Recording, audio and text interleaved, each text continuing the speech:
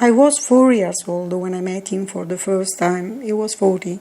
I brought a red metal biscuit box with a few coins inside, the money that my parents had decided to give to the church during the Sunday Mass. I don't know why, but I immediately trusted in his honesty. He was so cheerful that I decided to gift him the money and the red metal box as well. When I was 10, I used to go to the oratory next to the church, and actually I'm still going. He's a saint to all the people, boys, girls, their parents who spend their time together with him, and I myself do think he's a saint. About that time, I remember above all his smile, his kindness, his caring, his consideration for me, female, as a peer person in a rotary masculine world. Growing up, I had the lucky to have his friendship, as really many of the boys and girls he cared about. Our friendship lasted 40 years till he passed away. I'm 48 now. We were like a really big family. He was born in Milan from a noble and rich family. He decided to renounce to all his benefits and privileges at the age of 27. He spent all his life working hard in spiritual, musical, sportive, tourist and recreational activities in the oratory and in the nearest Catholic middle school, leaving an unforgettable memory in the neighborhood's history and in all ours.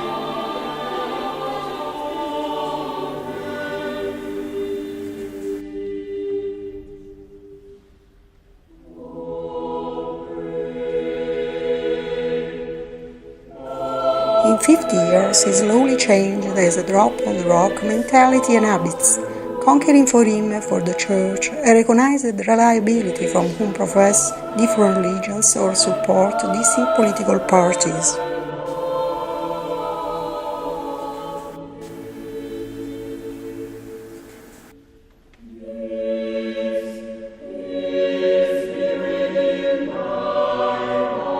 His constant presence, his listening, his dedication, his support, his love toward us and entire neighborhood, his fatherhood, has made him so popular as a father cozy without discrimination, responsible and caring, stern and patient, willing to listen to support, strong in decision, guide humble and constant in the darkness of joys, in the storms of adversities, during each instant of life and in the existential suburbs, the father that many of us did not have.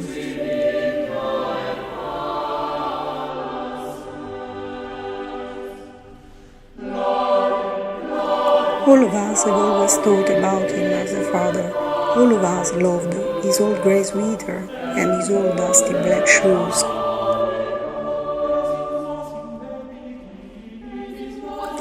With this testimony, he showed to all of us the imagine of how God can be Father, and in this way he has accompanied many of us to faith and to the larger family of the Church.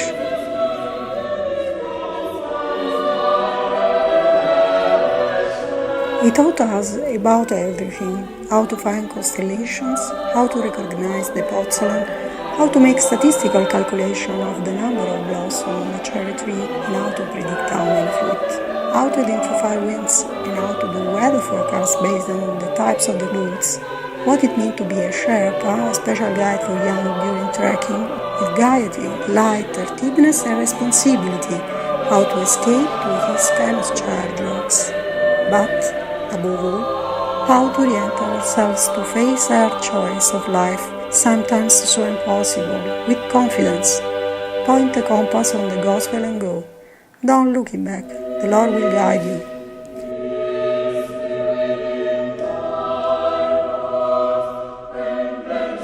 A simple and joyful faith, with contemplation and constant reflection on the little things, on every aspect of nature, in which everything is assigned to the eyes from whom know how to look at. He showed us how life is, like a mountain trekking longer with ascents and descents, luxury and hunger, loneliness and companionship, health and disease.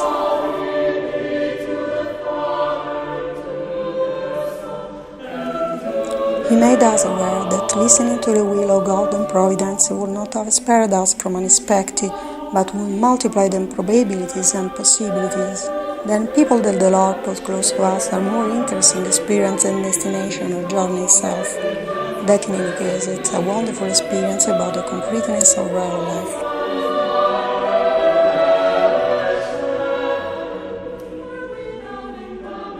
He was, for me and for all of us, continuous source of encouragement and support in every situation.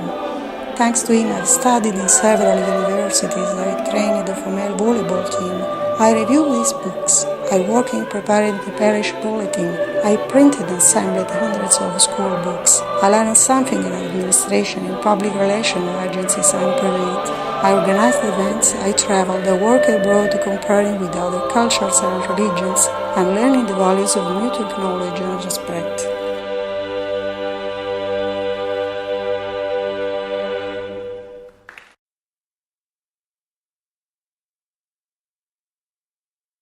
In a word, it taught me how starting a new venture without fear, in complete trust in the Lord's plans and my abilities, you can achieve everything if the Lord wants.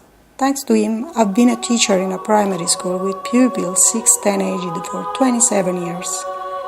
I will be happy to be able to transmit to all my students just half of what I've received from him.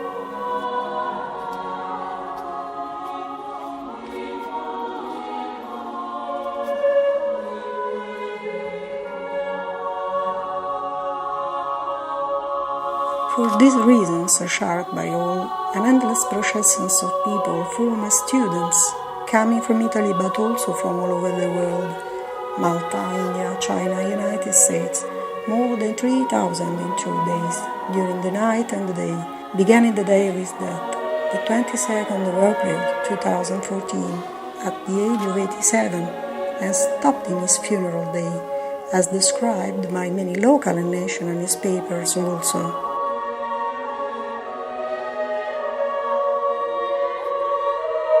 In drips and drops, attesting to the quality and quantity of his commitment of half a century, everyone full of tears in the eyes, full of his own thanks, rich of memory of his personal help, everyone talking about their anecdotes of it manifest present in various ways, each one aware and grateful for the great gift and a great privilege to have lived as a daily and ordinary the presence of him who was instead unique and extraordinary.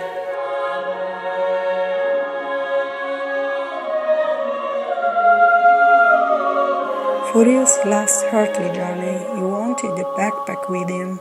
That time he wasn't at the train station to greet us and to get us many water balloons as usual.